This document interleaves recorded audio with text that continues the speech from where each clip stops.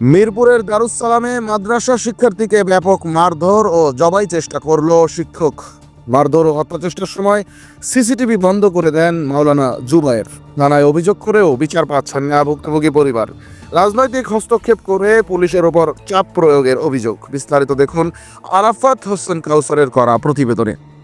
রাজধানী ঢাকার মিরপুরের দারুস সালাম থানাধীন ডাকবাড়ি এলাকার একটি কওমি মাদ্রাসার শিক্ষক কর্তৃক মাদ্রাসার সিসিটিভি ক্যামেরা বন্ধ করে এক কিশোর শিক্ষার্থীকে নির্মমভাবে মারধর এবং জবাই চেষ্টার অভিযোগ উঠেছে। এই ঘটনায় আহত শিক্ষার্থীকে জরুরি ভিত্তিতে হাসপাতালেও ভর্তি করা হয়। এছাড়া ভুক্তভোগী শিক্ষার্থীর মা দারুস সালাম থানায় একটি লিখিত অভিযোগ দাখিল করেছেন, তবে পুলিশের পক্ষ থেকে এখনও কার্যকর কোনো পদক্ষেপ নিতে দেখা যায়নি।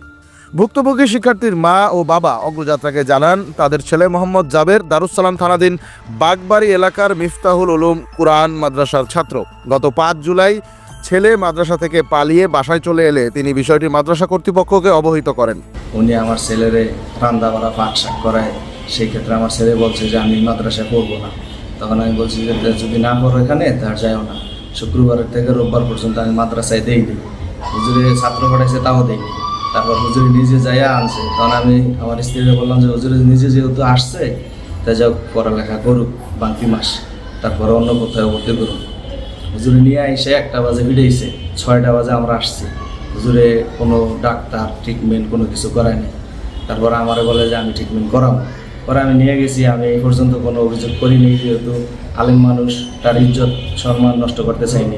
কিন্তু হুজুরে এই পর্যন্ত খবরও নেয় যে ছেলেটা বাচ্চা আছে না মরিয়া গেছে। আমার ছেলে আমারে বলতে আছে, বাবা আমার যা পিটেছে এতে আমি একটা ভয় পাইনি। আমার যখন অস্ত্র লইছে, চাকু লইছে, তখন আমি ডরাইছি। আমার বুকের ভিতরে লাথি দিয়ে শীত করে ফেলে আমার চাকু ধরছে। আবার তোর টিফে অনেক জায়গায় শিক্ষা দিচ্ছি। আমি আমার নামে এরকম 2-4টা মামলা আছে। পরে মায়েরই আমি জেলখানায় গেলে কোনো সমস্যা নেই।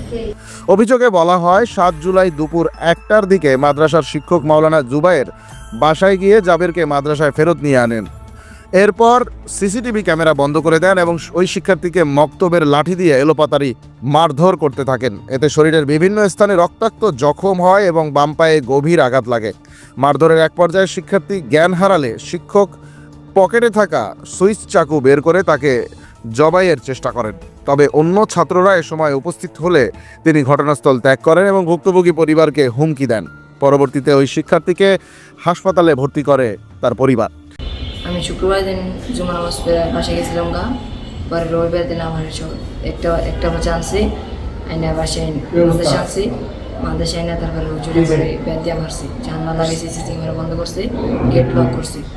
তারপরে তার নামে নাকি থানায় চিঠি আছে, এটা বলছি। তারপরে আমরা চাকু লিয়েছি মারার জন্য।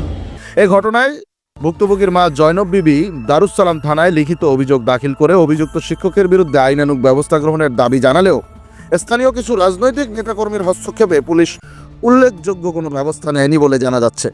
এ বিষয়ে দারুস সালাম থানার ওসির মন্তব্য পাওয়া যায়নি। মুখ বন্ধ রেখেছেন অভিযোগের তদন্ত কর্মকর্তাও। ওদিকে এ ঘটনায় অভিযুক্ত মাওলানা জুবাইরের বক্তব্য জানতে তার মাদ্রাসায় গেলে তিনি সাংবাদিক পরিচয় পেয়ে মাদ্রাসার গেট বন্ধ করে দেন।